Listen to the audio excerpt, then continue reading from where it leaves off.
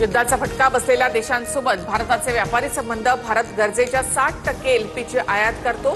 शक्य तिथून गॅस तेल पुरवठा सुरू ठेवणार. लोकसभेत पंतप्रधान मोदींची माहिती.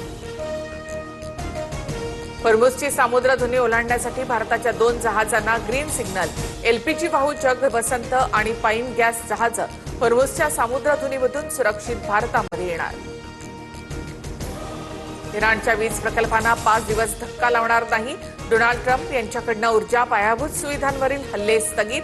तणाव निवळण्याची शक्यता. इराणवरील हल्ल्यांना ट्रम्प यांनी तात्पुरती स्थगिती दिल्याच्या घोषणेनंतर शेअर बाजारात मोठी उसळी. तर कच्च्या तेलाच्या किमतीतही 10 ते 11% घसरण. प्रति बॅरल $94वर. सोन्याच्या दरात 13,000 तर चांदीच्या दरात 31,000ची विक्रमी घसरण.